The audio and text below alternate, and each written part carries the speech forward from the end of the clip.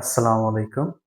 এখন আমরা যে অঙ্কটা করব সেটা নবম দশম শ্রেণীর ৯.২ এর ২৬ নাম্বারের নিয়মের অঙ্ক এবং এখানে অঙ্ক নাম্বার হচ্ছে ২ নম্বর অঙ্কটা করব। সেটা হচ্ছে 4m square minus bracket 2 plus 2 root 3 bracket m plus root 3 সমান কত 0 সমাধান করো। তো এটা হচ্ছে আমাদের অঙ্ক। এই অঙ্কটা করতে হলে আমাদেরকে এখানে যে এম স্কয়ার আছে এম স্কয়ারের কি প্রয়োজন হবে মান প্রয়োজন হবে। তো আমি এখানে নিচে লিখছি এম সমান কত কস থিটা, অর্থাৎ এই অঙ্কটা করতে গেলে আমার এম এর মান থাকবে। তো এখানে যেখানে এম স্কয়ার আছে সেখানে পরীক্ষায় আর স্কয়ারও দিতে পারে। তো আর আর দিলে আপনাকে তখন আর এর মান দিয়ে দেবে। তাহলে আমাকে যদি ২ নাম্বার অঙ্ক করতে হয় তাহলে আমাকে প্রথমে যা করতে হবে এখানে লিখতে হবে দেওয়া আছে দেওয়া আছে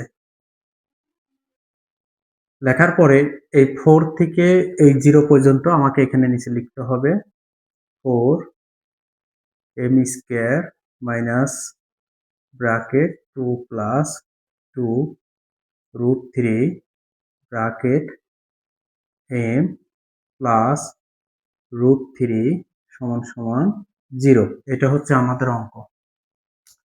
তো এই অঙ্ক যদি করতে হয় তো এখানে যে m আর এখানে যে m, এই m এর একটা মান দেবে আপনাকে। যেমন এখানে m সমান দিয়েছে cos থিটা, তাহলে এই যে m, m এর জায়গায় আমরা কি লিখব cos থিটা। তাহলে 4 করতে 4 m m লিখব cos থিটা।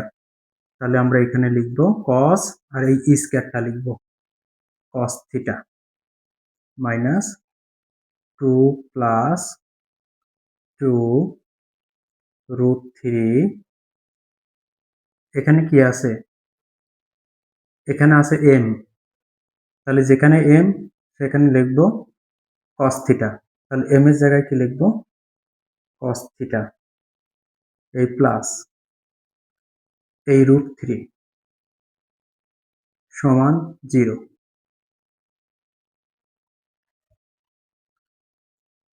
বা এই 4 cos স্কয়ার থিটা। এখন এই ব্র্যাকেটের ভিতরে দুইজন আছে, এটা হলো একজন, এটা হলো একজন, এই দুইজন, এই দুইজনের সামনে কি আছে মাইনাস, অর্থাৎ এই দুইজনকে আমার মাইনাস দ্বারা গুণ করতে হবে।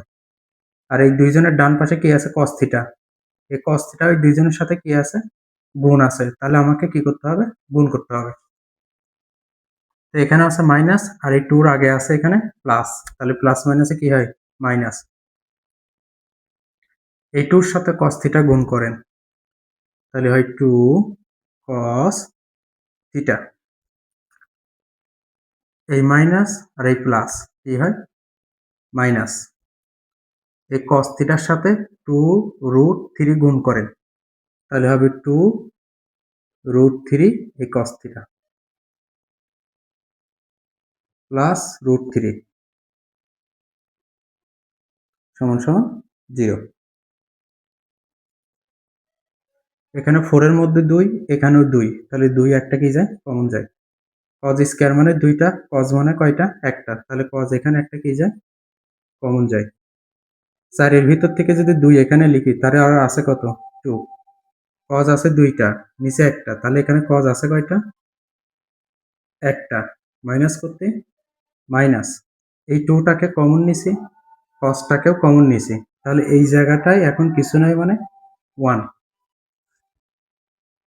এই মাইনাস করতে মাইনাস, এখানেও রুট 3 এখানেও রুট 3, তাহলে রুট 3 কি যায় কমন যায়, তাহলে এই রুট 3 চলে গেলে 2 cos theta, 2 cos theta minus প্লাসে মাইনাস, এই রুট 3 কে কমন নিছি, এখানে কিছু নেই মানে 1 সমান সমান 0।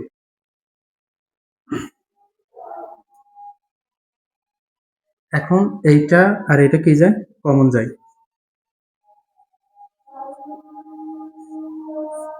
তো এটা যদি আমরা এখানে কমন নেই তাহলে এখানে আছে কি 2 cos থিটা, 2 cos থিটা। এটা যদি আমরা এখানে কমন নিই তাহলে এখানে আছে কত মাইনাস রুট 3 সমান সমান কি 0। এখন এইটা সমানও 0, এইটা সমানও কি 0। তো আমরা এখন লিখতে পারি যে হয়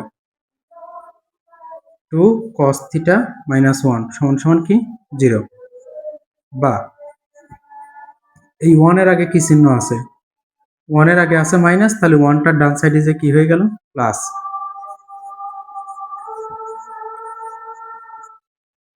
এই 2টা গুণ আছে, তাহলে ডান পাশে গিয়ে কি হলো ভাগ। তো এই যে 1/2 এটা cos কত ডিগ্রির মান, এটা আছে cos কত ডিগ্রি 60 ডিগ্রির মান, তাহলে এখন cos আর cos কি যায় কেটে যায়, তাহলে থিটার মান আমরা কত পেয়ে গেলাম 60 ডিগ্রি। অথবা এখন লিখবো আমরা cos থিটা মাইনাস √3 সমান সমান কত 0, তাহলে √3 এর আগে আছে কি চিহ্ন মাইনাস, তাহলে ডান পাশে গিয়ে কি হলো প্লাস, 2টা cos এর সাথে কি আছে গুণ, তাহলে ডান পাশে গিয়ে কি হয়ে যাবে ভাগ। তো √3/2 ওইটা cos কত ডিগ্রির মান, ওটা cos কত ডিগ্রির মান, ওটা cos কত ডিগ্রি 30 ডিগ্রির মান, তাহলে cos আর cos কি গেল কেটে গেল, তাহলে থিটার মান কত পেয়ে গেলাম 30 ডিগ্রি। তো সুতরাং নির্ণয়ে সমাধান সমাধান সমাধান থিটা, সমাধান থিটা, থিটার মান কত ডিগ্রি পেলাম একটা 30 ডিগ্রি ও কত ডিগ্রি 60 ডিগ্রি। তো এটাই ছিল হচ্ছে আমাদের যে 2 নম্বর যে অঙ্ক, সেই 2 নম্বরের উত্তর ছিল হচ্ছে এটা।